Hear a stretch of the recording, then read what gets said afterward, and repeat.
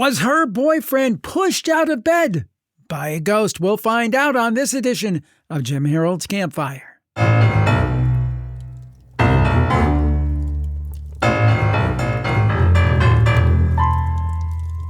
Sit back, relax, and warm yourself by Jim Harold's Campfire. Haunted hotels. I love hearing those stories, and that's a good thing because Sarah is here from Tennessee, and she's relatively new to the show. We thank her very much for that. Sarah, tell us about this haunted hotel and what happened. Okay, so me and my boyfriend at the time, we were driving from South Florida to Houston, Texas to visit some friends. Mm-hmm. And on the way back, since it was such a long drive, we decided to stop in New Orleans and check it out. So he had grabbed a hotel travel guide from one of the truck stops and booked us a room for, I think, 3, maybe 4 nights. So we went and did the town and had something to eat and hung out on Bourbon Street for a little bit and came back, and I went to bed before him, and I guess he had come to bed later, of course, and I was rudely awakened to him on the floor, like crawling back up into bed. Huh. And fussing at me that I had pushed him off the bed.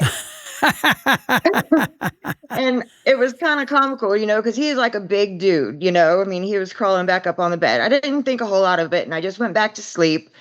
But the next morning when we were up having coffee, I asked him about it. I was like, what's up with you rolling off the bed, And he swore that I pushed him off, but I was on my side of the bed. So there's no way it could have been me. And if something pushed him off the bed, it wasn't me, then I don't know what it was. So do you think, did you know of that hotel? Where was the hotel again? Maybe you mentioned it. In New Orleans. Yeah. It was a real different kind of hotel, almost like a townhouse. It had 3 different staircases, and each room was done in a different color. So I'd never stayed anywhere like that in my life, and still to this day. Yeah, but that sounds pretty unique. It was a creepy place. I wish I could remember exactly where, but that was before Katrina. So, because I am wondering if it's a haunted hotel situation, because there's a lot of hotels in New Orleans, I believe, that are supposedly haunted, and we've even had. I think we had a call years ago, and you're in the Plus Club. Thank you for that. You'd be able to access it. But there was someone in New Orleans that stayed at a hotel, and it was like, I don't know, it was one of these ones with an operator, one of the old school elevators. You needed an operator, and somehow the elevator had a ghost operator or something. I can't remember exactly, but there was something along that line, and that's the first thing. And it was that kind of ornate, probably wrought iron kind of place. I'm guessing it's not the same place, but it reminded me of it. So you think that a ghost pushed your boyfriend out of bed? Yeah, it wasn't me. That I know. Well, I don't want to say too much, but since he's an ex-boyfriend, maybe the ghost had good judgment. We're actually still together 26 years later. Oh, I thought you said ex-boyfriend. I thought you said ex-boyfriend, your boyfriend at the time. Now, I got you. All right, well, then I stand corrected. Now, watch Jim insert foot into mouth. Well, Sarah, thank you so much for being on the show. If you want to, you can give your significant other a shout-out by first name. If you want to, that's up to you. Hey, Chris, I did it. There you go. Chris, I'm sorry, dude. I'm sorry. But stay spooky anyway. Stay spooky. And Jim. You stay spooky too, Sarah. Thanks for being on the show. Thank you. Welcome. I'm Jim Harold, and this is The Campfire. So glad to have you with us. This is the show where we have real folks come on and tell their true stories of supernatural, paranormal encounters. Could be head scratchers, ghost encounters, UFO encounters, cryptid creatures, time slips, whatever it is. It's absolutely amazing, and they're absolutely true, and we're so glad to have you with us today. I appreciate it. A couple pieces of housekeeping before we get to the big show today. First of all, I want to say thank you to everyone who has signed up to share their campfire story. And a double thank you to everybody who has followed through and followed up with Dar to set up a time. But we have about, I think it's at least 10 people who have signed up. They sign up, we get the message, Dar responds to them, and then we're ghosted. And not in the supernatural way, but we don't hear back. I think there's about 10 people outstanding. So please, please, please, please, if you are in that group who said, yeah, I want to be on, and Dar sent you an email and you haven't responded, and she gets back to everybody almost immediately. She's very fast about this. Please check your email, check your spam, and get back to her, because it's not fair to all the other people who want to sign up. It's not fair to us, really. We're expecting to hear a story, or at least if you've changed your mind, we'd appreciate you letting us know. But if you signed up and you haven't heard back, double check, because chances are you have heard back. Again, even I tell Dar, she said, oh, somebody signed up for the campfire, get back to him. I'm like, yeah, but you go wait till tomorrow. And she's like, no, I got to do it right now. So she gets right back to folks. I know that for a fact. So if you haven't gotten something, something's wrong. And chances are most people have, and then keep saying, no, I'll do that tomorrow. We'll do it today. It helps us out a lot. Another thing that helps us out a lot, and another group we'd like to thank, are all of our great Plus Club members. And if you love this show and want to get the whole back catalog plus a ton of other content, including our spooky studio nets that we do, all the fun things that we do with the Plus Club, all the extra content, go to jimharold.com/plus, jimharold.com/plus. That's really what makes it possible for us to continue to produce the free version of this show.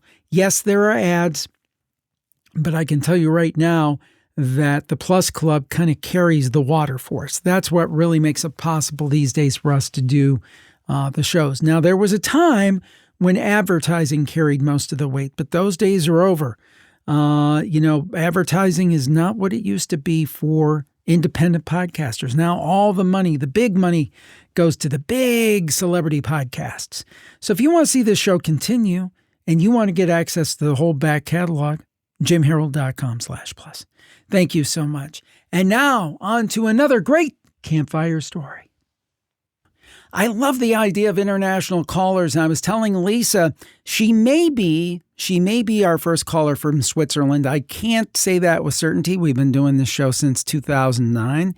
But I know we don't get many callers from Switzerland. I can say that.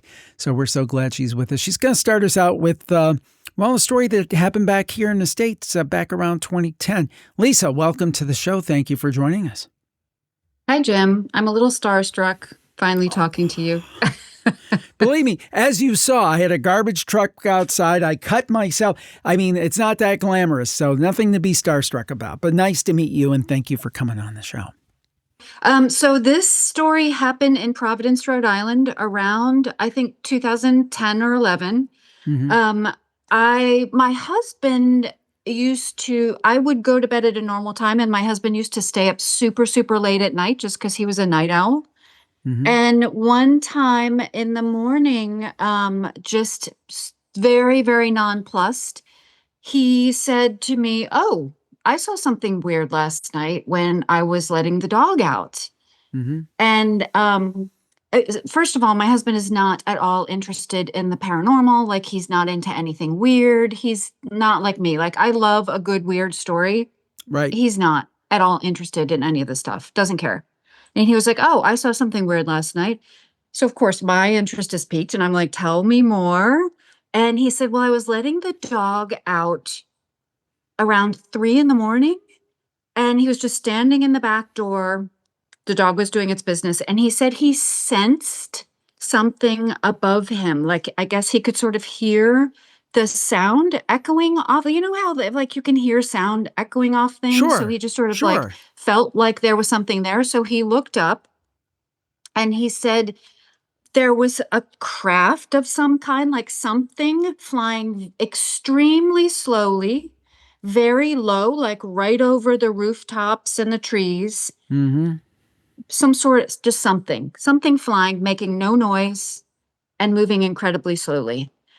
And he was so nonchalant about this that I thought it was weird. And I was like, okay, well, that's interesting. Describe it to me. And he kind of described it, but not very well. So I was like, draw me a picture. So he drew a triangle with a light in each corner, sort of like an elongated triangle, like the Concorde shape. Remember what Concorde, the plane, was shaped Yeah, like? Sort of like a yeah. drawn out triangle with a light in each of the corners. And I was like, that's weird. What else? And he was like, nothing. Then I just went in and went to bed. And I was like, okay, that's not interesting. So I, of course, listening to your show and being interested in a good weird story, I went to Google and I Googled it.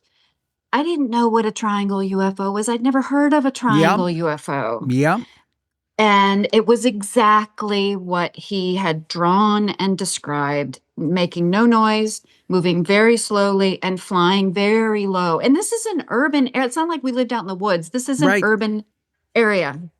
So I just thought that was really, it's weird that he drew something that lots and lots of other people have seen. That's right. We've had a couple on Campfire lately Yeah. who have You had seen one these last triangle. week, Yeah. which just Yeah. made me call in. Yeah. And also, and I think I mentioned on the other calls, there was a big flap, I think in Belgium, Yes. of triangle UFOs. And there was actually an author that I've interviewed for one of my shows. I don't know if it was Plus Club or Paranormal Podcast. David Marler was his name, or is his name, Marler. And I believe he did a book on triangular UFOs. Okay. I think that thing in Belgium was like in the 80s or the early Sounds 90s. Right. Sounds right. Yeah. And that's what came up when I Googled it. And funny because my husband was not from the United States. He wasn't from Belgium, but he was from a country bordering Belgium. And I was like, ooh, is he an abductee? Were they after him? I don't know.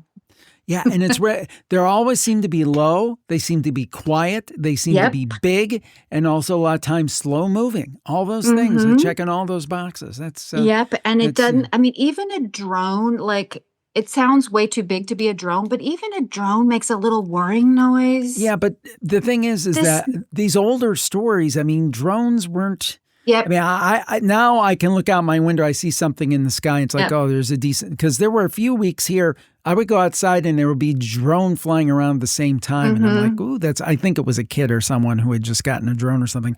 But you could tell the user was a distance away. They weren't close.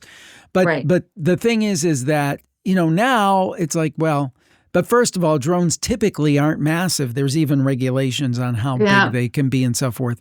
And in 2010, I mean, I don't think people were casually flying around drones. I don't think so. I also thought it was weird. His utter lack of curiosity was just weird. Yeah. Well, I think maybe that plays into being the skeptical thing because maybe it kind of went against his, I'm not saying a negative, but maybe it just went so much against his worldview that he's just kind of put it on a shelf and said, well, it's just weird things happen, kind of thing. Yeah. You had a second story for us. You said this one was brief. You had a quick second one for us. So please go ahead. This, I believe in the world of the paranormal is called a Verdager story. That's some sort of Scandinavian word for this phenomena. This happened in the 80s. I was home alone. I don't know where my parents and my siblings were out somewhere. I was home alone and I was grounded. I remember that because I was not supposed to go over to my friend's house or whatever because I was being punished for something. I don't know what. I was a teenager. So I was playing really loud music as you do when your parents are not home and you're a teenager in the 80s. I was playing my records really loud, probably dancing in front of the mirror. And I heard my family come home. I heard the front door open. I was on the second floor. I heard the front door open. I heard the familiar sort of stomping noises of people in the hallway and the closet door open. And I was like, oh crap, I busted. I turned my music down and I ran over to the stairs to look down and say hi. And there was nobody there. And they had not come home. So I got super freaked out because I'm like a 16-year-old girl home alone. Sure. And so I went over to my friend's house. I was so freaked out, even though I was grounded. I ran over to my friend's house, it was worth getting in trouble for leaving because I was so scared. I don't know what that is, but since then I've heard that this is a thing that people experience. Somebody coming home, the familiar noise of the garage door going up, whatever. and then they're not there. And then a few minutes later, the family comes home and Yeah, you wonder if it's time slip or if it's some kind of sinister Yep. paranormal thing. And the thing that I always find interesting, and we all know this, people have a sound. You wouldn't think so, but it's almost like a fingerprint when they move around. Like, for example, I almost invariably wake up before my wife. And when she's up and about, she has a specific sound, which is different than the sound that one of my daughters has when they're upstairs. You can tell the difference, just the rhythm that they walk, their habits, what they do. And that sound, or we've even had cases where somebody said hello or something and the voice sounded the same. So it does make you wonder. I kind of had to chuckle. You were worried about playing your records too loud. And you got I was busted. worried. I was like busted. You got busted. I'm thinking about, these days, that would be pretty light behavior to worry about getting. I'd have my earbuds in, but right, in those days, but, I just. But most people now, if all their kids did that was a little bit off was play their music a little too loud, they'd be pretty happy, I think. But yeah. That's pretty cool. That's pretty cool. It's a weird world, Lisa, as you know from your experiences, the experiences of your husband. These things happen. Do we have any answers? Unfortunately, I don't. But I believe it's good when people tell stories like you just did, because other folks out there like you did with that triangular UFO story say, I'm not alone. Other people are experiencing these things. Thanks for joining us today all the way from Switzerland. Stay spooky. Thanks, Jim. Stay spooky. I love when we get interesting stories that are a little bit different, maybe not our typical story. And there's something out there, a few years back called The Secret. If you remember that, it was this idea, and the idea has been around for probably centuries, I'm guessing, at least many decades. The idea that you can think towards something and manifest it. Well, Chantal is back. She's been on previously. We're so glad, all the way from France. And she's going to tell her story of where maybe the secret came into play. Chantal, welcome to the show. Tell us what happened. Thank you, Jim. Okay, this is about 41 years ago. So it's been a long time. I was a single mom in college with a daughter, and she was 5. I had art classes. I have an art degree. And we were heading just before Thanksgiving break to pick up some supplies for a class that I had. And I didn't have a car, so we always took the bus. And this is in Milwaukee and the area around Milwaukee, and it was easy to get everywhere by bus. So we were on our second bus to get to our third bus to get to our destination because our supplies were kind of out of town. And a couple of girls got on the bus and were a little bit on the rougher side. And so when Noelle and I had a chance to move forward on the bus, we did. Well, they decided they wanted to move forward and get behind us. And that made us feel a little uncomfortable. So we caught the next bus, and they got on the next bus and sat right behind us again. Oh, boy. And were saying some things that weren't very kind and making us both feel very uncomfortable. So I scooted to the front of the bus with Noelle, and I said to her, when the bus stops, we're not going to get off right away. We'll wait. And then as soon as it's about ready to go, we'll just slip out the front door. And we did. And those 2 girls saw that we did that, and they stopped the bus and they got off. Oh, boy. And yeah, it was scary. And the one girl told my daughter, if you try to help your mom, I'm going to kill you, though I don't think she would have actually done that. But she threatened my daughter, and the other girl just beat me up right out in the middle of the street. Broke my glasses right off my face. And I was just, out of nowhere, right in the middle of an intersection. So I'm asking for people to help. And finally people came and they tried to pull her off. And I got into a building with my daughter, and all I wanted was to get home. In hindsight, I should have called the police, but I was young. I just wanted to get home. So we did, got a taxi, got home. it was extremely traumatic. So then, now our transportation was the bus. And to get on the bus, both of us were really nervous because we didn't Of know if we were going to course. run into these girls again. And my daughter was really afraid. And I just heard this voice, and, call it the secret, call it what you will. But I just heard this voice, and I'm very grounded in my faith, and it's very important to me. You will get a car by the end of the year. And I thought, okay, I'm going to take that. And so this is right at Thanksgiving. And I thought, well, okay, let me figure out how I'm going to do that. I heard the voice, but I want to take over and make it happen. So I called my dad and I said, can you give me some money for a car? And he wasn't able to do that. And my mom wasn't able to do that. And there was a contest to win a Jeep. And I thought, well, maybe this is my way to get the car. And so I tried that. And I told everybody, God told me I'm going to get a car by the end of the year. And I know it's going to happen. And the year is getting closer and closer to the end. And I don't have a car yet. And it's December, and it's 15th, and it's the 20th, and it's after Christmas. And I still don't have a car. And I pretty much gave up on that whole idea and felt pretty foolish to have told all these people I was going to get this car. And it's New Year's Eve, and I'm with a whole group of friends that college age that are from our church, and we're all having like a New Year's party and celebrating the new year coming in. And I'm talking with this young woman who I really didn't know personally that well, but knew of her. And we're visiting, and she was telling me about her experience with becoming a missionary in Hawaii, which doesn't sound really hard to do if you had to go somewhere. I Oh, mean, the sacrifice.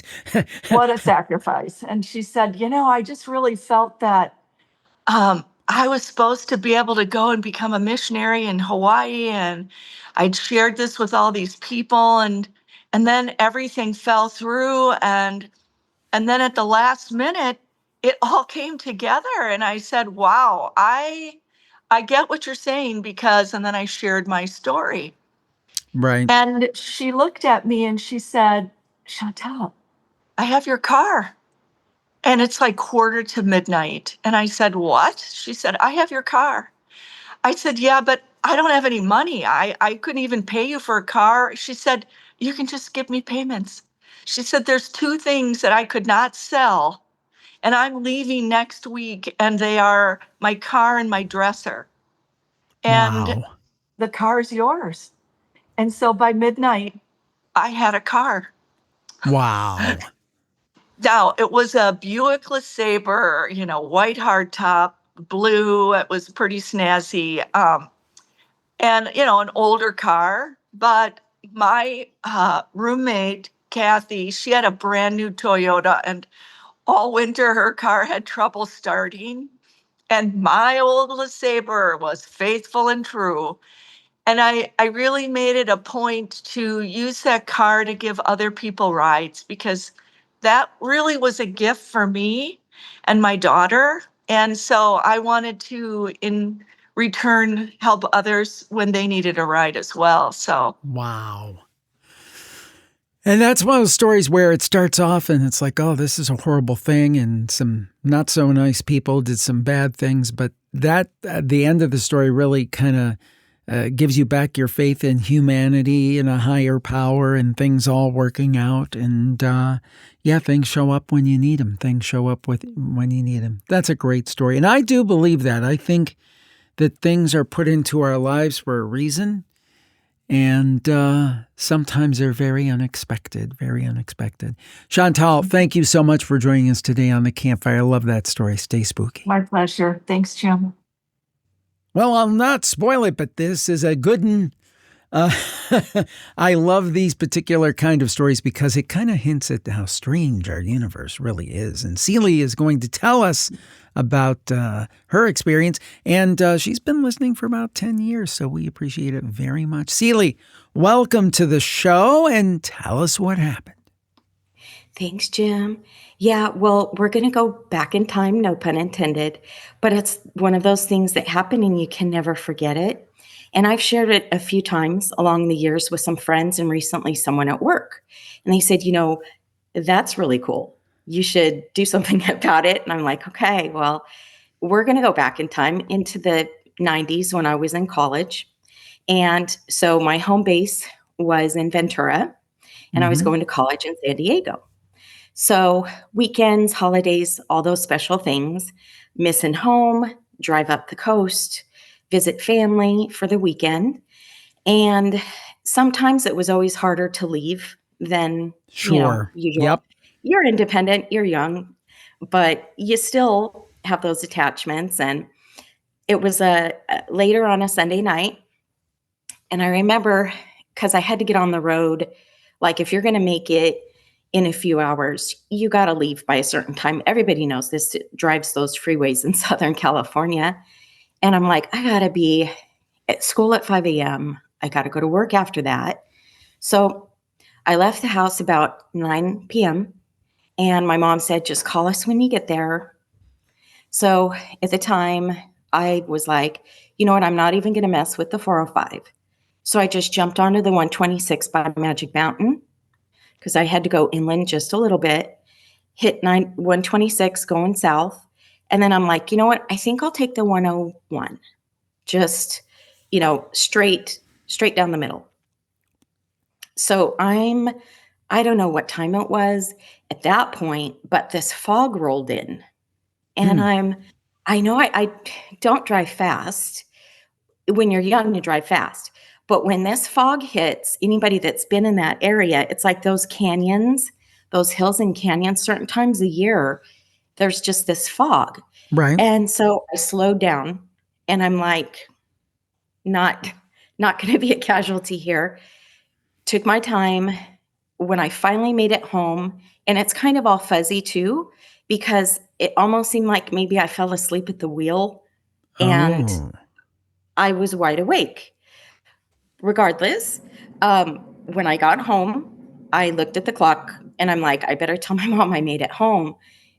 It was like an hour and 40 minutes that it took me to get home. And I was like, what's going on here? Like, did the clock stop working? Right. This isn't possible. So I called my mom and I'm like, Mom, I made it home. And she said, you're joking me. You stopped to get gas somewhere, right? And you're checking in. I'm like, no, Mom, I made it home. And she couldn't believe it. She said, well, I'm glad we prayed before you left because you must have been driving like a bat out of hell. No. So that's it. I mean, and to this day, I still can't put two and two together because, if you look on the map, any of your listeners, they know it's not possible how long it takes. Do you think on some level somebody or something moved you along that path more quickly or basically picked you up and dropped you back down in some way you didn't perceive to maybe have you avoid something? Well, that's quite interesting that you would ask me that question. My grandfather, he passed in a car accident right along that same freeway about 12 years prior to that. Wow. Right by Magic Mountain. I never even thought of that, Jim. But I think I always thought it had something to do with the fog. I don't know. I really don't. I don't know. I have no explanation for it. It's funny you mentioned the fog because one of our very early episodes, maybe 2005, 2006 of the Paranormal Podcast, which, by the way, folks, is still running if you want to check out interviews with people on these topics we cover on these shows, the Paranormal Podcast. It was so early that I got that name. But one of the early interviews that we did, and then we did interview him years later, but I think the first interview was better, was a guy by the name of Bruce Gernon. And he wrote a book called The Fog.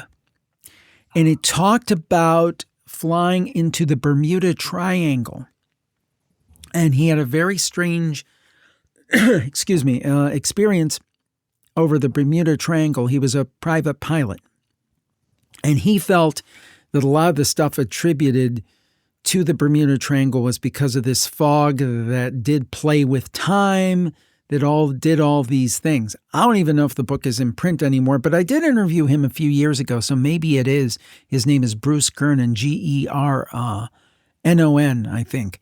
And the book was The Fog. So it was just interesting that he talked about going through what he called an electronic fog, which messed with his instruments. And I think there was also a time slip aspect to it, that the timing didn't line up from when he took off and when he landed. So it reminded me of that. That's really cool. Yeah. Yeah, again, these are things that when you layer them, like you had said before, all throughout civilization, different peoples in different areas of the globe and different tribes and types of people, they all you've got pictures and stories passed down, and they all line up to the same thing. And so when you talk about that with the fog and that Bermuda Triangle, yeah, I'm wondering how many other people are listening right now that listen to you that have had a fog experience. Yeah. That is strange. That is strange. Also, one thing that's not strange, thank you. You're wearing a Stay Spooky t-shirt. We appreciate it. Stay Spooky. Thank you. By the way, folks, you can get yours at jimharold.com/merch if you have the good, and the mug. You can get the mug too. Celie has excellent taste, and we really appreciate her support, and we appreciate her sharing this great story. And again, I think it's so important to share these stories, and also it makes you think. And to your point, Celie, all these different stories and, the historical record and people talking about all these strange things over time, it all points to one direction, that there's a lot more going on in our universe that we really understand. And when you think you know something for certain, question it, because believe you me, I found out in my life some things I thought I know, I don't know. So there you have it. Always expect the unexpected. Celie, welcome to the program. Thank you for joining us. I appreciate it. And, of course, stay spooky. Thanks, Jim. Stay spooky. I love to hear from our international callers, and I love to hear from our repeat callers. And luckily, I am in luck because Anna is both. She's been on the show before. I don't think on video, though, because I think we weren't doing video when we talked a couple of years back. And we've got her back all the way from Poland. It amazes me that we have listeners, great viewers over all the way in Poland. I'm very, very honored by that. Anna, welcome back to the show. And this is a very, very curious story. Please tell us what happened. So, long story short, as you can see over my shoulder, there is a huge mirror on my wall. Mm-hmm. And my bed is right underneath it. So what I was always thinking, that's the best placement for the huge heavy mirror ever. Because I used to joke that one day it will just fall and kill me in my sleep. Right. And in March this year, that's what happened. I mean, it didn't kill me, obviously, but it fell from the wall. And it was weird because I can kind of explain why this happened, because we had a lot of construction works in the building. Mm-hmm. So workers were drilling in the walls, so there was a lot of vibrations, and I can understand that this could affect the mirror and sort of it could lose its balance. Right. So let me just divide it into two sections, because I think what happened can be told this way. So the first segment can be rationally explained. So the mirror fell from the three hooks, counting from the left. Then it swung on the surface of the wall. Mm-hmm. I could see the scratch, so I know that happened. And then the whole weight sort of hanged on the last hook. And it bent, it scratched the frame from the back, mm-hmm. and the whole mirror should fall almost flat on me because I was sleeping. Right. So it should in have the bed. fallen on you, basically. Yes, that's right. And just to give you some details, it's quite a heavy thing. It's about 3 or 4 kilograms. That would be around 6 pounds. And it's quite long. It's almost 2 meters. That would be around 6 feet. Right. So it's not a small thing. But when I woke up, it didn't touch me. Let me show you. If that's my bed, Right. and I'm sleeping on it. Right. And Anna, so if you're listening, Anna is holding up some sticky notes as an example with a pen, but she's showing her position. Go ahead, Anna. And basically what happened, I woke up because I started moving my legs around like we do when we wake up, and I touched something really cold. So I opened my eyes and I saw this mirror just leaning against the wall, but it was high enough that it didn't touch me at all. I was under some sort of tent, I would say, when it comes to the shape. Wow. So it was leaning with its bottom part of the frame. So it looked like if it fell flat, it would have to, I don't know, crawl back against the wall to achieve that shape. So that's the thing I cannot explain. Yeah. Because I don't know, it's not possible. It's if it followed the known laws of physics, it should just fall and hit me on my head. Right. And torso and but it whatever. Didn't. It was almost like something saved you. Somehow it fell and it was caused to fall in such a way that it would not hurt you. Yes, but that's not all, Jim. Okay. So the other weird thing is that I usually sleep with my earplugs because I am a very light sleeper. But that night I didn't use them. I remember that very precisely, and I didn't hear a thing. If I toss my dog's toys and sometimes I hit the mirror, it vibrates. It's noisy, okay? Right. But I didn't hear anything. And one other thing is that I sleep with my dog and 2 cats in the same room. So they are very skittish, all 3 of them. And if anything happens, they just run for their life to the other place in the area. And I would hear that as well, because as I told you, I sleep like a bird. Anything can wake me up. So that's why I think it's my first and I hopefully last head scratcher in my life, because I just cannot explain this. It reminds me a little bit of another story from Eastern Europe over there, very early in the history of this show. It must have been 2009 or 2010. There was this lady who came on and told this story. And it was her and her husband. They were Canadians, but they had been newly married, I think. And their family was from Hungary. So they took a trip to Hungary and they got to this hostel or wherever they were staying. And it was about 2 o'clock in the morning. And the wife, the woman, insisted that they move the furniture. And the people that ran the place thought she was crazy because they thought, it's 2 o'clock in the morning.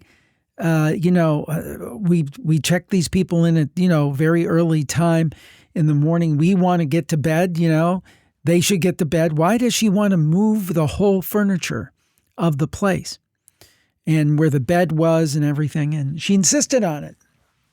So they moved it. And this wasn't like, a lot of times in the U.S. these days, we have a lot of cheap, flimsy furniture. This was heavy, heavy European furniture, Soviet era furniture, not light. They ended up moving it though. And about 4 o'clock in the morning, something like that, this is the gist of the story, she heard a tremendous crash. It woke her and her husband up. And they couldn't figure out what happened. They thought a car hit the building. and they turned on the lights. Turns out there was a massive bookcase full of books that was on the wall, and it had fallen. And where it fell, that's where the bed was before she insisted that they move it. Did something tell her to have that bed moved? Anna, these things happen. They're very strange Well, indeed. there you go. Yeah, I'm not there you that go. clever, and I Yeah. didn't move my bed. Yeah. And well, But you still, uh, you were saved. So who knows what was behind that? Very interesting. Very interesting. Now, I know you had a second story, so why don't we just try to get it and fit it in here? I mean, you're Yeah. calling all the way from Poland. We want to make sure we respect your time. Tell us the other story. Thank you. So the other one is, I would say, lighter in the mood and actually very positive and short. It was about, I think, a year ago or something like that. And I was in a shopping mall with my husband, just, strolling around. And we are heading to the exit, just finishing our chores. And there was a cafe in the last, let's say, junction on our way to the exit, and I saw a family of three. There was parents and visibly disabled boy. I could see that he was probably severely autistic, and I know that I was freshly after this one famous podcast about autistic children. Oh, yeah, the which had- telepathy tapes. The telepathy Yeah, tapes. I wasn't sure if I can mention the name, but That's that's fine. the one. So I remembered what stuck with me from that show, that those kids were saying that they cannot block the incoming thoughts of other people, and they can hear everything, especially those hurtful comments about the way they look and so on. So I was like, oh, I'm going to be the nice one. I'm going to try to say something nice to that kid. And just to be clear, he wasn't paying any attention to the people passing by. He was obviously visibly in his own thoughts, just looking the other way, not engaging in any contact with other people. So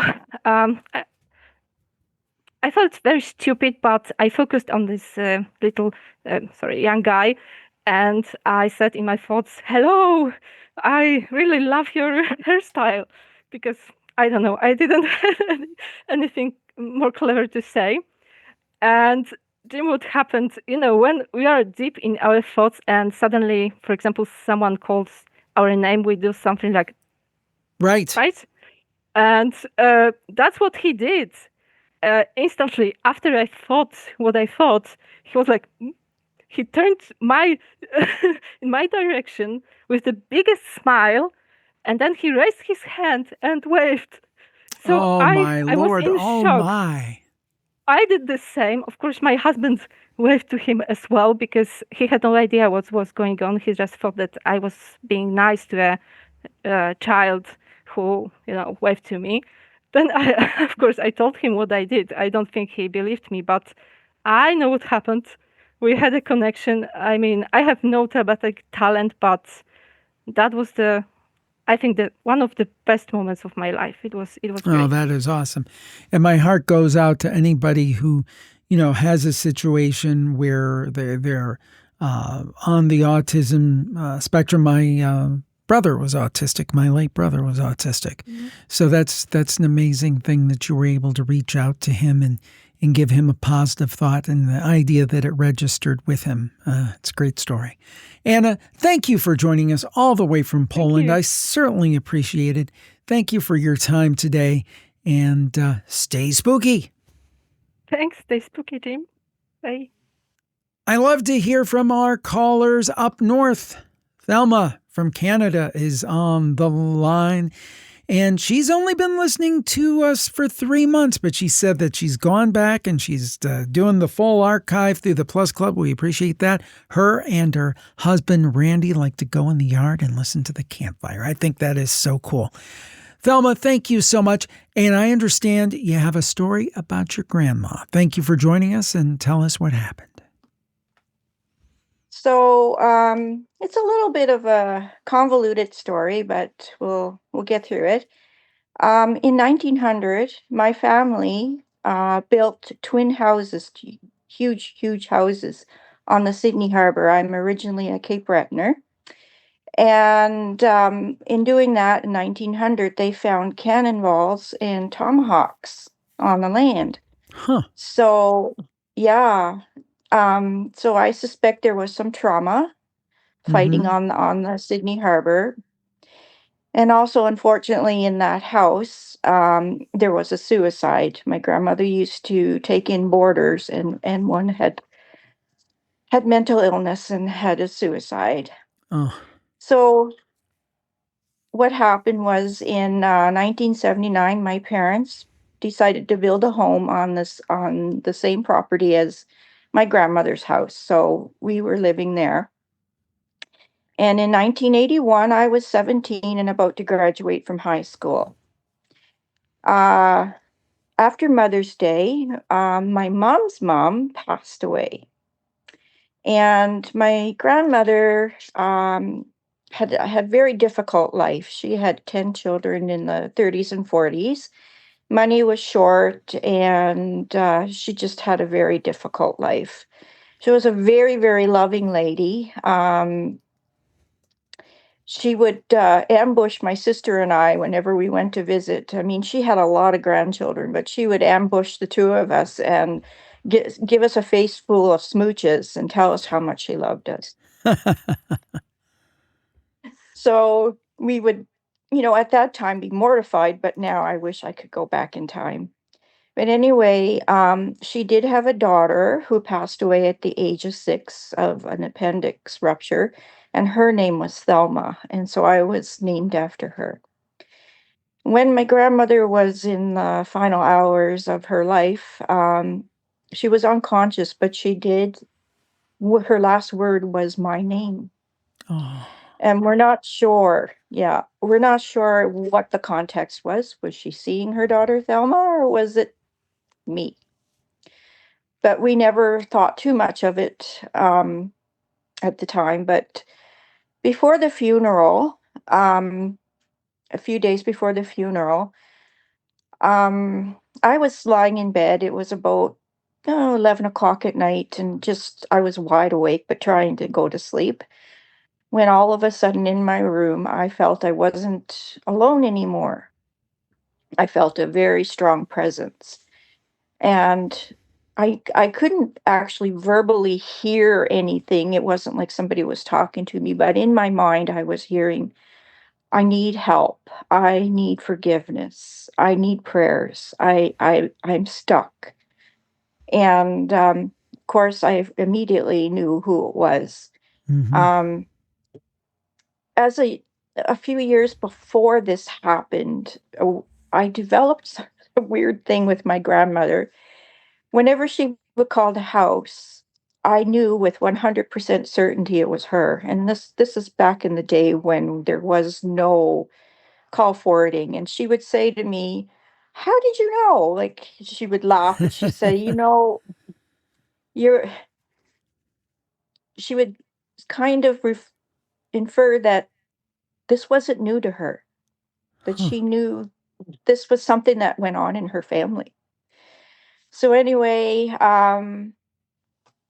that night I pretty much figured it was her, but being 17 and being afraid, I mean, that was totally out of my wheelhouse. Why do I have somebody in my room? My grandmother is gone. Why is she talking to me? I thought maybe something was wrong with me. Anyway, I did say the Lord's Prayer. I did look in my Bible. I did whatever I thought could be done, but I was alone in my room. I didn't want to say anything to anyone else. And I actually said, "Graham, I don't know what I can do for you. Can you just leave?" Like, and I thought I could get help later or whatever, and I literally at that moment heard the word no. Oh. Not yes, no, I can't. So I was up and out of my bed and I ran into the bathroom. I thought, I just got to get out of this room. Like this is more than I can handle. So I went into the bathroom and I thought I'd wash my face, sit for a second, gather my wits. But while looking in the mirror, I just felt an overwhelming, almost like a blanket of claustrophobia. Now, I know it sounds like an anxiety attack or whatever, Mm-hmm. but that's what it felt like to me was she was desperate. She needed help. Mm-hmm. So I opened the door and I went right across the room where my mom was, and she was actually sitting up in bed reading. And I said, Mom, I said, Grandma's in my bedroom and she is very upset. She's asking for prayers. I have a feeling you know what she needs. And my mom looked at me and she was like, Thelma, Grandma's gone. Like, what? She was trying to rationalize this. Right. And I said, Listen, Mom, I am so serious. She is in that room and I don't know what to do. She's stuck. She doesn't know, she needs forgiveness. So I said, Mom, I'm serious. And so Mom says, Listen, let me sit down and talk to you. And I said, Mom, I'm not kidding. This is something serious. And at that moment, her light beside her bed started to flicker. Oh. Yeah. And it Grandma wouldn't, saying, I am here. yes. Thelma's right. Yeah. In the meantime, she also had a tricolor collie in the basement that she had trained for obedience. My mom trained dogs and was a champion obedience trainer. That dog started to howl in the basement, and that's when my mom stood up and said, What does she need? And I So said, she got it. Yeah, she got it. I said, Mom, I don't know. I said, I have a feeling that there is something that is in your family that she is wanting forgiveness, that maybe she had done something that you guys know that I don't know, but you need to it's on you. I don't know, and she's not going to go away. So my mom immediately got up and started phoning her family.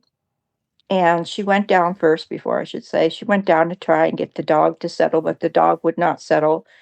She brought the dog up, and of course, the dog had to get close to my room to get into her bedroom. She thought she would settle the dog in there, but that dog did not settle for the entire night. So this went on for quite some time. I left 2 months later to go into training to be a nurse, and I refused to stay in the house alone when I was there for those last 2 months. The other twin house was sold to the Catholic diocese, and so the priests came over to the house and talked to me, tried to bless the house, tried to, give my grandmother some peace. But I am 100% certain that my grandmother has never left that house. Wow. And yeah, that's another story, and I will tell you later, another time. But she would come to me several times in the next couple of weeks asking for forgiveness. So my mom went to my grandfather and said, what was going on. So he had given me her Bible and he said, just take this Bible, and then when she does come, open it and read it. I did everything that was asked of me, but as I said, I don't think um she has gone. Um at the same time, I had noticed my dad was kind of withdrawn towards me. Like, I thought, oh, my dad thinks I'm nuts. Mm-hmm.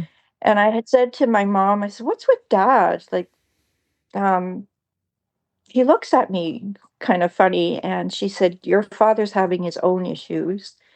Um, I guess dad would be walking along in the house and he would get a really cold feeling, like a blanket would come over him. And he knew that I was suspecting that he thought it was, me, but I guess he was getting his own confirmation that this was Huh. actually something that was going on. Wow. Wow. Yeah. So that's how it went until I left in August to go into do training. And even though I would go back and visit my home, I'm in Alberta now. Um, yeah, I know that she is still there. We have since sold the home, and I don't know what's going on since then. But um, yeah, so that is my story.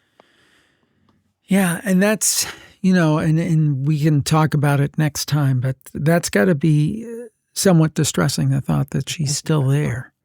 Do you think, and I'll just leave it with this, and you can fill in the blanks next time.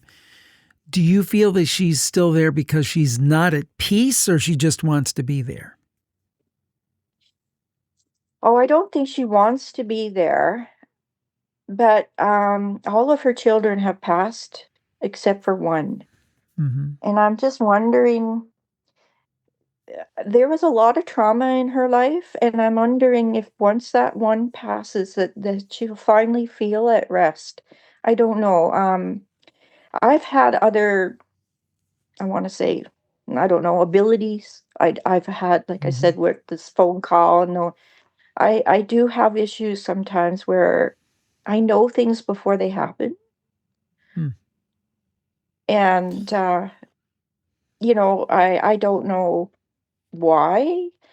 Um, I've had bizarre things happen in my own home. And so I don't know if but it's usually during times of stress. So Mm-hmm.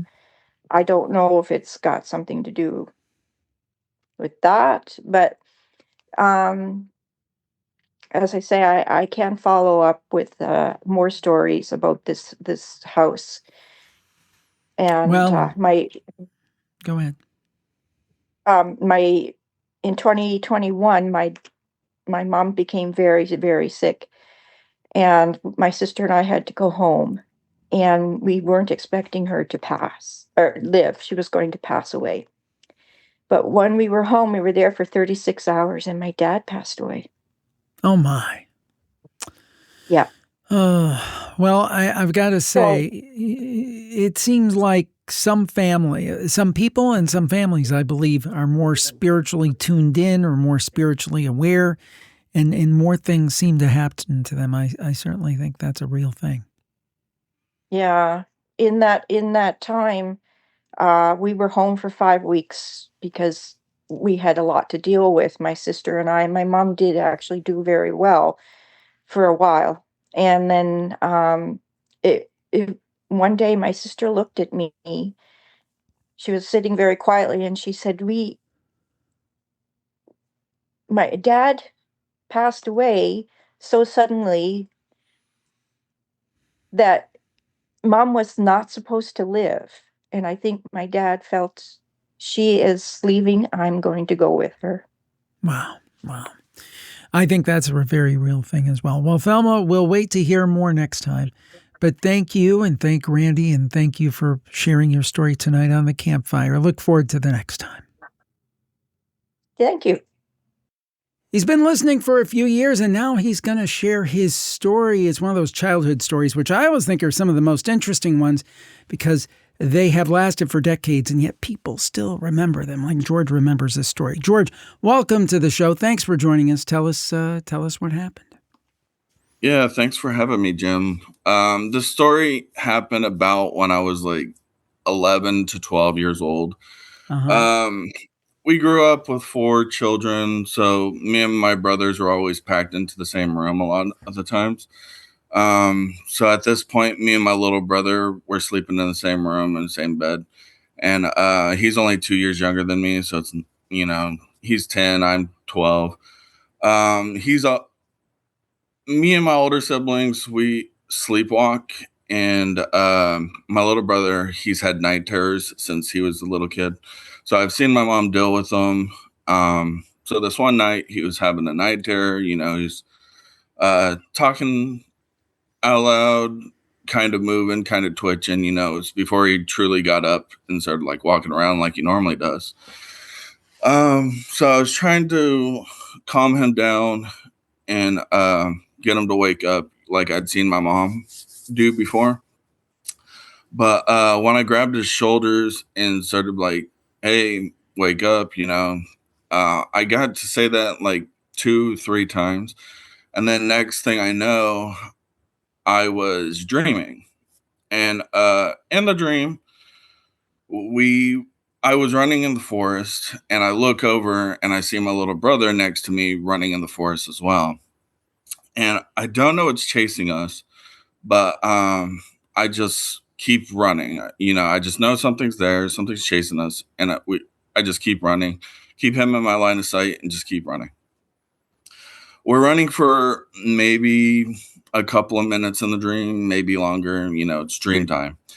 So then at some point we come to a clearing, and in that clearing there's like a big monolithic like building. It's less of a building, more of like a stone structure in the middle of this clearing. And we're being surrounded by these guys in suits. I didn't really hear what happened, but next thing I know, I'm on top of the building looking down at my brother being like grabbed by the guys. And I don't know what was said, but then I get pushed off the building, and as I'm falling, I wake up. I wake up normally. It wasn't like a horror movie where you're just like, like, right. So I just open my eyes, I go and eat breakfast. When my little brother woke up, probably 10 minutes later, he came into the kitchen, came into the living room, and I was like, hey, I had this really weird dream, and you were in it. I was like, okay, what was this dream about? So he tells me how he's being chased by these guys in suits, and they're chasing him. Then they're chasing him through the forest. And at some point, I appear in the dream. And then he basically tells me the dream I had, but from his perspective. And it was when he got to the end of it that I really realized I entered his dream somehow. Like, it wasn't my dream that I was having. I was still on the floor when I woke up because I'd gotten off the bed to try to wake him up. So, yeah, somehow I entered his dream and continued his dream with him. It's one of those things, dreams, there's obviously a biological and a physiological part to dreams, certainly. And I've read that it's a way that our mind kind of declutters itself.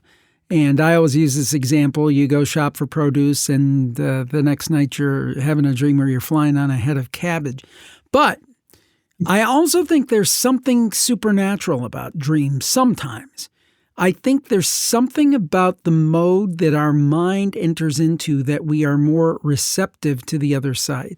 We've had people on who have had these remarkable shared dreams where both people say, I had exactly the same dream. You entered my dream, and they describe the same thing. Sometimes, what do they call that in a movie when they show, and they used to do it in all the old sitcoms, they'll show the same story but from different points of view, a Rashomon, I believe they call it. And people will report we were in the same dream, but we were seeing it from our own individual point of view. And I really think there's something to that. I think there is something supernatural about dreams sometimes. What do you think? Yeah, I'm a big believer of that. I've always been a lucid dreamer, even when I was a kid. I've stopped trying to control my dreams as I grew up because it's like, okay, just let it happen. Whatever happens, happens.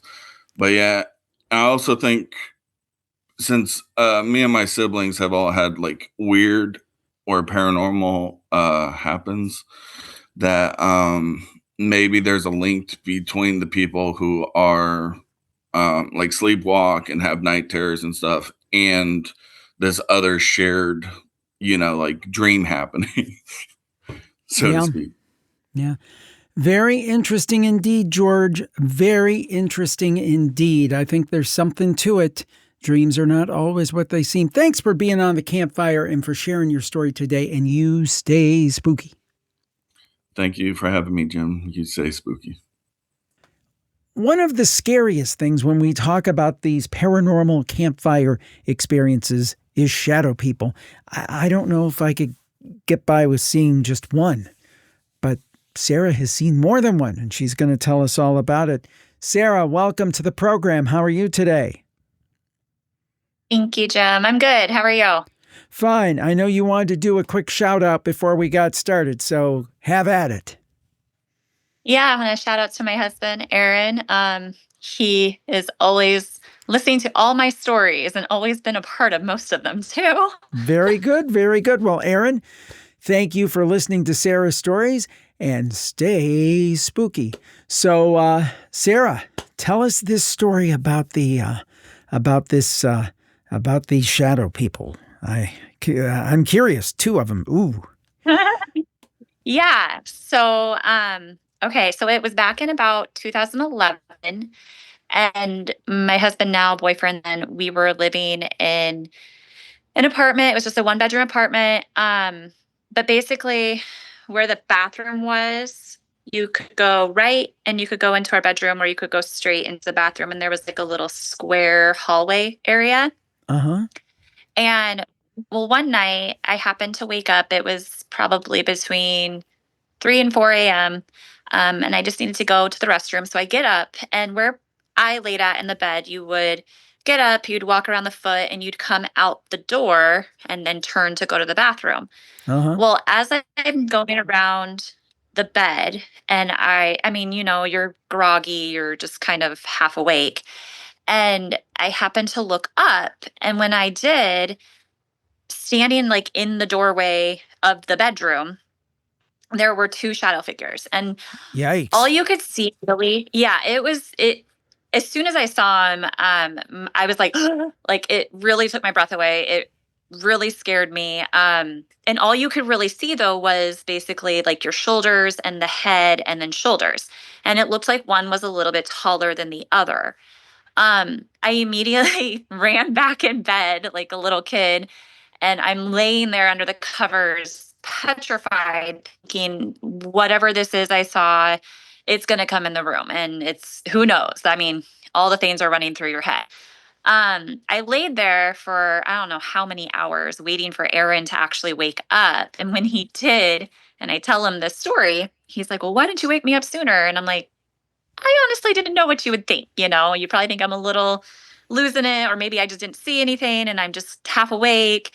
So we laid there and we just kind of were like thinking, okay, well, what could have maybe cast the shadow if, trying to rule out all the things.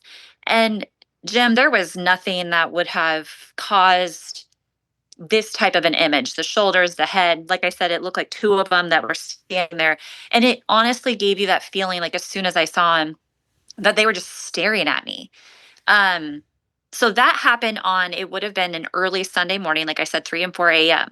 Well, this week that we were going into, my husband was actually going to be going out of town for his college trip. Mhm. So I was going to be home alone. And instantly I'm like, okay, it's fine, whatever. A little scared being alone just with what I just saw. And I want to say it was like the second night, I just kept having that feeling that somebody's watching me, somebody's watching me. And it got to the point that week of I was having one of my girlfriends come over and stay either the night with me or stay late with me. Right.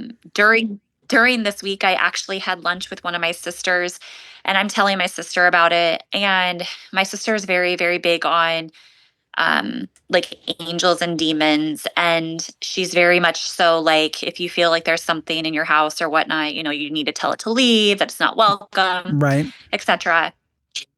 And so one night, girlfriend is over, and she stayed, I want to say, till like 12:30, 1 in the morning. And Jim, just so you know, this whole week, I'm literally sleeping on the couch with the lights on. This is how like scared I was. This is how much I felt like somebody was watching me. So she stays there till that late. I know she had to leave because she had something going on early the next morning is why. So she left, and I'm laying on the couch, and my head is that way. And you know the feeling you get when somebody's by your head and they're just kind of like looking down at you, and you just have that feeling that somebody is Right. watching you from Right. above. Does that? So Yeah. totally felt that. 100% felt like, might sound cliche, but it felt like two people constantly just staring at me. So finally, Jim, I just said out loud, I was like, "You're not welcome here. You need to leave. I'm not. You're just not welcome here." And I kid you not that I've never had this feeling really before, where it felt like I could breathe. It felt like just this weight lifted off of me, Yeah. and the feeling of somebody watching completely vanished. Like so much so, I ended up getting up, turning off the light, and then went to sleep that night. Never had any issues in that apartment again. But the funny thing is, probably a year after this, one of our friends actually moved into that apartment building in the exact same apartment. Mm-hmm. And she just happened to be talking to me one day, and I had not told her this story, but she was just talking to me one day, and she's like, "Did you guys ever have anything weird happen in your apartment?" And I'm like, what? And she's like, "Well, like maybe cupboards opening, or just constantly feeling like somebody's there." And so then I tell her this story. She's like, "I've been having that same feeling, like somebody's watching me." So I don't know Huh. what it was about. Maybe it was the entire building, maybe it was that specific apartment, but clearly there was something there, and it wasn't just me experiencing it. But I mean, to this day, I can still envision exactly what I saw, those two figures, like I said, one taller than the other. I mean, it was petrifying. It scared me. Like I said, I was like, ugh. So, but yeah, that's my short little story about that shadow figure incident. Well, But I pretty wild. yeah, I can tell you that is pretty well. Do you have any sense of who it was? Do you think you know who or what it was? I mean, it was there, the things progressed as they did. It went away, but any thought of who it was? Honestly, no. I mean, because I know I've talked with you before on a few other episodes, and I've had experiences where like I feel like it could be a dad or a grandpa like that. But this time I did not have any of those feelings. I just felt scared, and I just felt like it's watching me. So Yeah, that is scary. That is scary. And it's like, that's the thing. I think some of the most terrifying stories we have are from nighttime, because you think about it, that's when you let your guard down. You're in bed, you're likely exhausted, you're tired, and you're just like, this is finally the place I can relax. And then for something to intrude on yes. that's one of the most terrifying things. Yeah. Well, I don't know what they are, but they certainly exist. Enough people tell us about them. Sarah, thank you so much for joining us today. I appreciate it. You have a great day and stay spooky. Thanks so much, Jim. Stay spooky. Oh, I love to hear from return callers. James is just such a person from Canada. And he's going to talk to us about, a spirit. James, welcome to the show. Tell us what happened. Oh, thanks, Jim. Thanks for having me again. And yeah, this was probably when I was in my early 20s. I was taking a break from college, summer break. And I decided not to move back with my parents at that time. Instead, I actually moved in with one of my cousins. And he was actually just finishing building his own house, believe it or not, and so parts of the house was unfinished, and but anyways, so I was coming home late one night from my work. I put in a few hours overtime, and when I got to my cousin's place, I noticed that he still had the lights on, and his car was in the driveway, and when I walked in, I called out his name and got no response. And I went up to the stairs to the bedrooms. He had the master bedroom, and I knocked on the door there, and called out his name, and then I opened the door and he wasn't there. So I assumed that he probably went to visit one of our family members down the road, and so he probably walked there. And then so I didn't rush. I went back downstairs to the kitchen, to grab my dinner that he left out for me, and then my mom happened to phone. My mom's no longer with us, but she, when she was alive, she actually phoned me around that time, and I don't know if you remember, but I guess this was probably like in the 80s, late 80s, when we had the cordless phones. Yes, And, the big ones, the big honking cordless phones. and Yeah, I so remember those well. My cousin had one of those phones, and so I answered, and it was my mom just checking in on me, wondering, how I was doing and all that. And in the middle of our conversation, all of a sudden I started hearing footsteps in my cousin's bedroom. And I said, "Oh, that's strange." And my mom was asking me what's going on. And I said, "Well, our cousin's not home, and I hear footsteps in his bedroom." And then I walked from the kitchen towards the bottom of the stairs to the bedrooms, and I said hello, and then I called out my cousin's name again, and no answer. And then the freakiest part was, all of a sudden I could hear the footsteps walking towards the bedroom door, and then all of a sudden the steps were outside of the door at the top of the steps. And then slowly the footsteps started happening down the stairs, and I kind of freaked out and ran into the kitchen and almost jumped, what do you call those kitchen aisles in the kitchen? And I almost wanted to jump over that to protect myself from this. And my mom was like, she was saying, stay calm, stay calm. She was walking me through this at that time when I still had her on the phone. And then all of a sudden I kept hearing the footsteps coming down the stairs. And I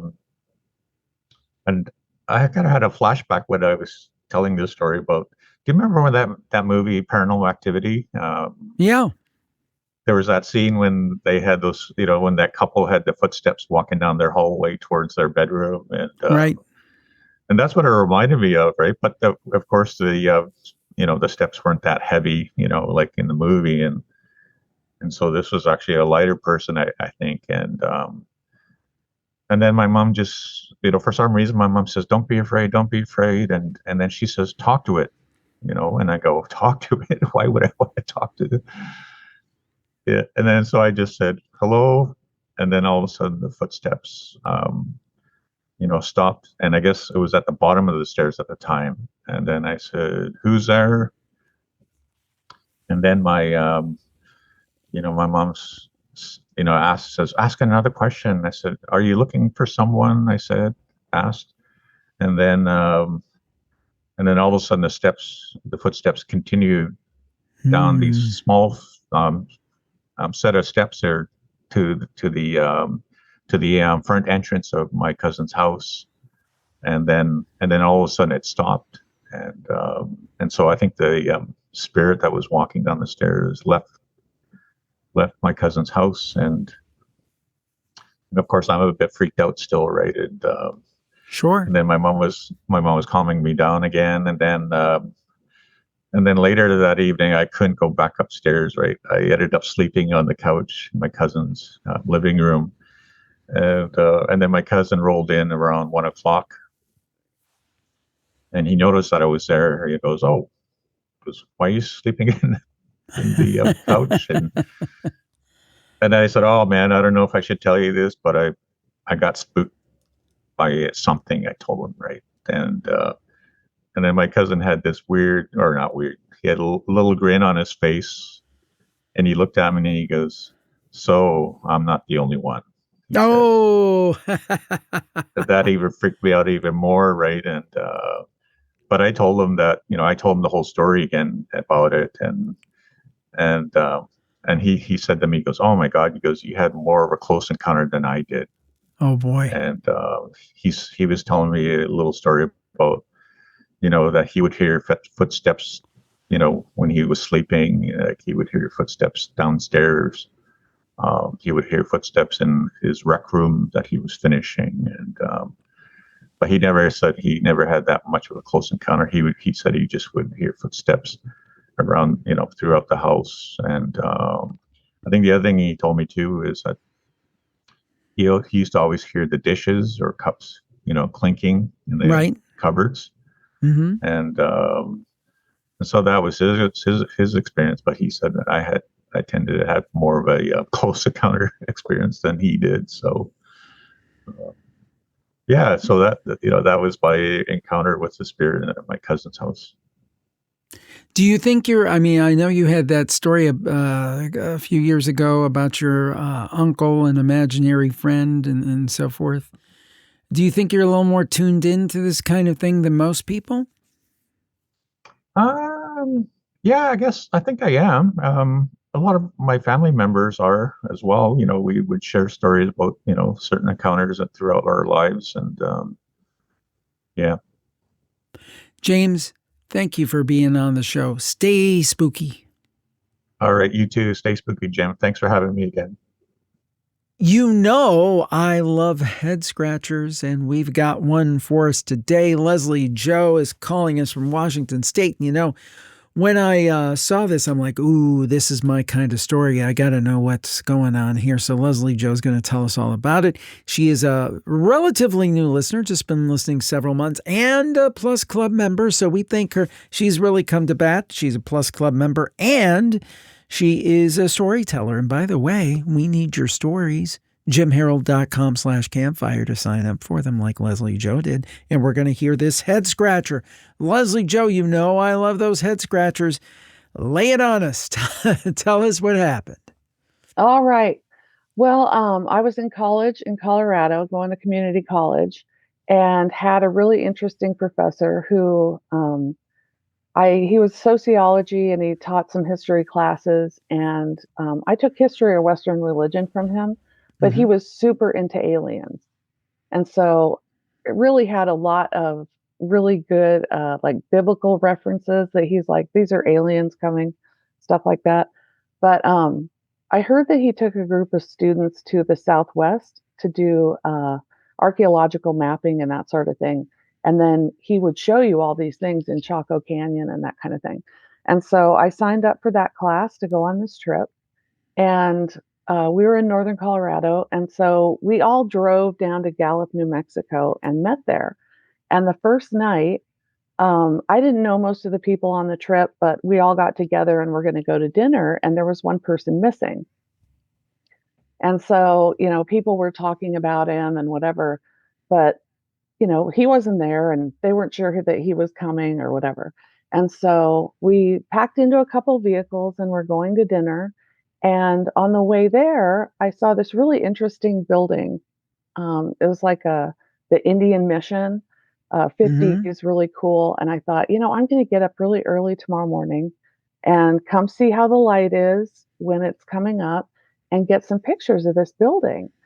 And so we got back next morning, got up really early, went over and parked across. It was like the highway in town from this building.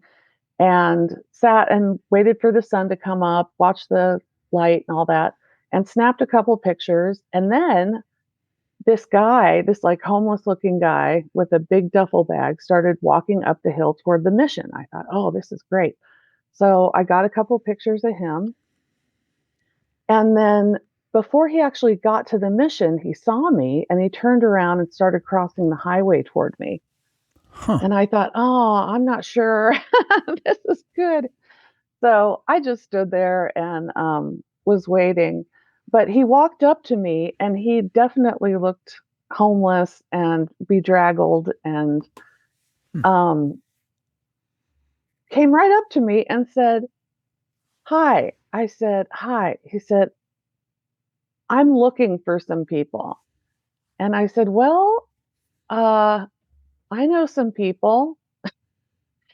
They said, yeah, there's this group with Bill Hosey, and that was the professor that I was waiting to meet, or that we were on this trip with.